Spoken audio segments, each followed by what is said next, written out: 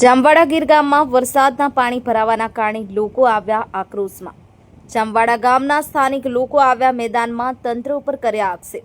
ટૂંક જ સમયમાં બેઠું નાળું બનાવવાના કારણે સ્થાનિક લોકોના ઘરમાં પાણી ઘૂસવાની સમસ્યા વધી। નીચાણવાળા વિસ્તારમાં સ્થાનિક લોકોના ઘર પાણી ઘૂસી જતા લોકો દ્વારા બોલાવ્યો હલ્લાબોલ। સરપંચ અને તંત્ર ધ્યાન નથી દેતું તેવું સ્થાનિક લોકોએ આક્ષેપો કર્યા। આ સમસ્યાનું સમયસર નિવારણ નહીં આવે તો લોકો દ્વારા ગાંધી ચિંધ્યા માર્ગે આંદોલનની ચીમકી આપી। ઘરમાં પાણી ઘૂસી જવાના કારણે લોકોને આવ્યો મુશ્કેલી વેઠવાનો સમય। મહિલાઓ સહિત નીકળ્યા રસ્તા ઉપર। Sabir Selot, news updates media, કુડીના। મારું નામ અને પરિચય આપો। મારું નામ છે આશિકભાઈ અનવરભાઈ બુખારી, રહેવાનું કોળીના જામવાડા ગીરગઢડા નવાપરા વિસ્તાર। આ પુલ બન્યો છે ત્યારની સમસ્યા બહુ વધી ગઈ છે પાણીની।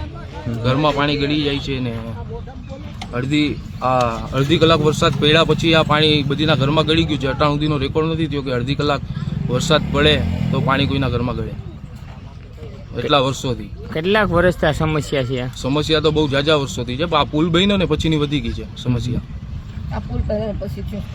અડધી કલાક વરસાદમાં કોઈના ઘરમાં પાણી ગળ્યું નથી, હજી સુધીના એટલા વર્ષોમાં રેકોર્ડ છે। હવે તમારી માંગ શું છે? અમારી માંગ છે કે સરકાર અમને ન્યાય આપે।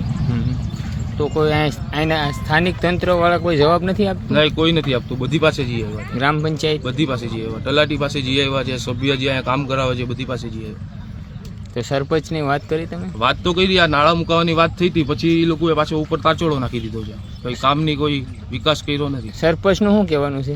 કહેવાનું એમ છે કે વાંધો નહીં, હું આવું તો એ કે બધી આવું ને નિર્ણય કરું। હજી આવ્યા, એક વખત આવ્યા હતા, પાછા વયા ગયા, પછી પાછો આ ટાચોડો ઉપર નખાવી દીધો, પછી કોઈની કોઈ કામગીરી થઈ નથી આમાં। અહીંયા કેટલાક મકાન છે? મકાન તો 30-40 મકાન છે એટલા વિસ્તારમાં। બરાબર। હજી તકલીફ જેને થાય છે ને એ બધી, ને અમને ન્યાય આપે એવી અમારી